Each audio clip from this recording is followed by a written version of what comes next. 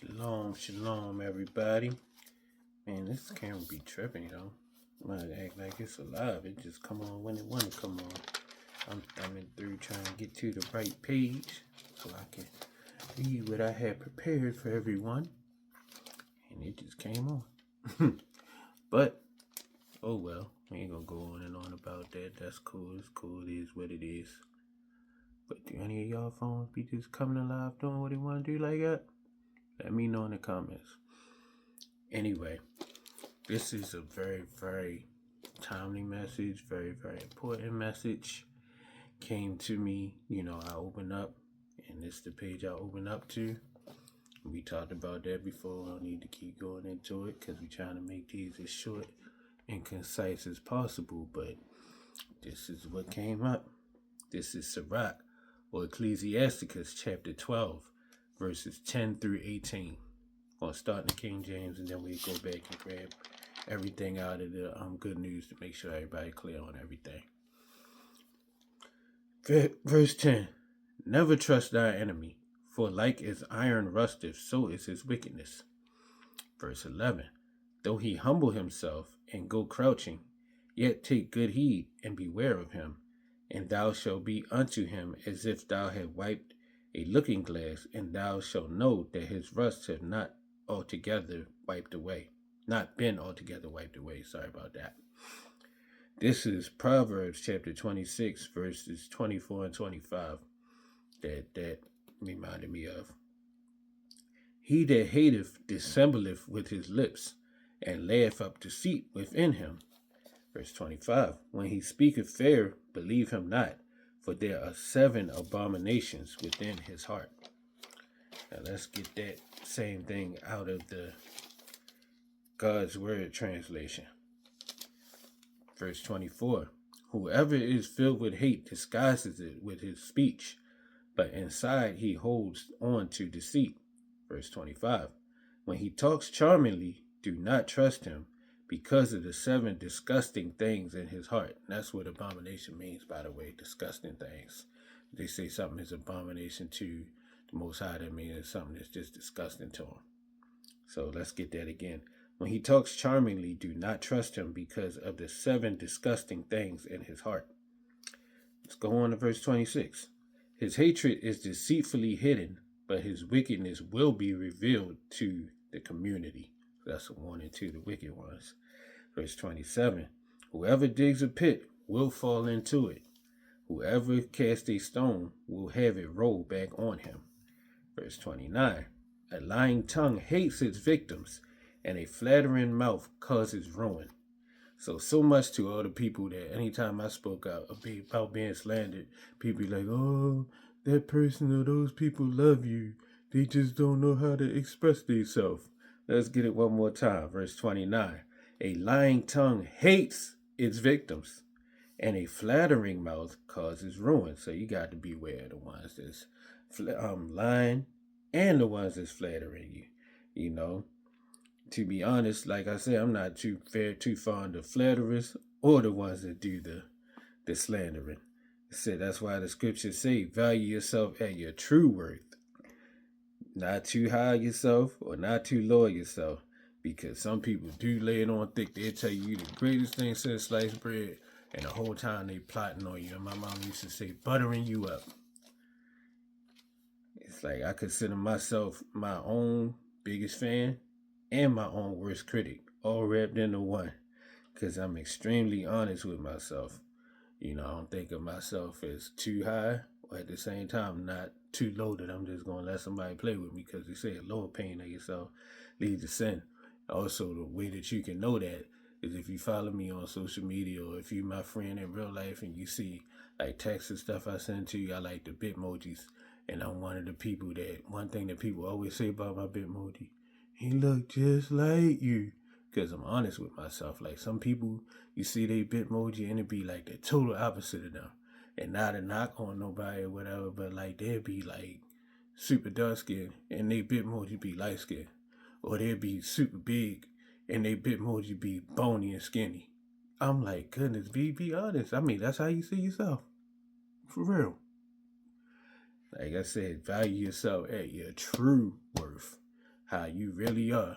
That's how you should value yourself. Don't think of yourself as you better than anybody, better than everybody, but at the same time, don't think of yourself like you worse than everybody. Also know your strengths and weaknesses. There's some things that you do very well, and there's some things that you don't do very well in. And I embrace those things about myself. I'm like, at this age, I embrace and I know my strengths and weaknesses. And sometimes I'm in a conversation, people like, don't talk about yourself like that.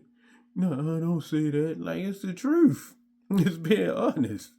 It's being real. If you can't be real with yourself, how can you be real with anybody else? Or how can you expect anybody to be real with you? Value yourself at your true worth, because people will try to bring you down further than where you are, and then some people will try to lift you up higher than where you're supposed to be. And when they do that, they don't, like the Most High said he did with the sinners that he let get away with sin for a long period of time, putting them on a slippery slope. It's a verse that say, whoever flatters his neighbor is spreading a net or setting a trap for their feet. So beware the flatterers too. There's people that have told me some real ridiculous stuff in the past couple weeks, for real. I'm like, I just sit there and listen at them. Like, for real, yo? Sometimes I cut them off and be like, nah, you doing too much. Putting too much on it. Then other ones, I just listen. Like, they really think I'm buying into this, huh? They really think I'm that gullible. But what they say, a friend of mine sent me something one time, say sometimes you had to play the role of a fool in order to fool the fool who thinks they're fooling you. So sometimes I just play along, but I know in my mind that's somebody I got to watch when they get to land it on too thick. Like, come on now. I appreciate a good compliment, but let it be a true one. Don't just say anything to me. But anyway, I digress. Let's get back to Sirach or Ecclesiasticus. This is verse 12. Still in chapter 10. This is verse 12. Set him not by thee, lest when he have overthrown thee, he stand up in thy place. Neither let him sit at thy right hand, lest he seek to take thy seat, and thou at the last remember my words and be pricked therewith. Verse 13. Who will pity a charmer that is bitten with a serpent, or any such as come nigh wild beasts? Verse 14. So one that goeth to a sinner and is defiled with him in his sins, who will pity? Verse 15. For a while he will abide with thee, but if thou begin to fall, he will not tarry. He will not hang around. Verse 16. An enemy speaketh sweetly with his lips, just like we just read in Proverbs, but in his heart he imagineth how to throw thee into a pit. He will weep with his eyes, but if he find opportunity, he will not be satisfied with blood. Goodness. Verse 17. If adversity come upon thee, thou shalt find him there first, and though he pretend to help thee, yet shall he undermine thee. Verse 18. He will shake his head and clap his hands, and whisper much, and change his countenance. Now let's get all that out of the good news so we make sure that everybody on the same page. Chapter 10. Never trust the enemy. His wickedness is as deceptive as rust. Verse 11. Watch out and be on guard against him, even if he acts ever so humble. He is like a metal mirror that rusts away if you don't keep it polished. Gotta keep watching him. Verse 12. Set an enemy at your right hand, and the next thing you know, he'll be trying to get your own place of honor. Put him next to you, and he will overthrow you. Then you will realize, Then you will realize the truth of my words and be stung with regret when you remember them. Verse 13. Nobody feels sorry for snake charmers or wild animal trainers who get bitten. Nowadays people do, but in those days people, I guess, more stern and austere. Nobody feels sorry for snake charmers or wild animal tamers who get bitten. And nobody will feel sorry for you if you run around with sinners and get involved in their wrongdoing.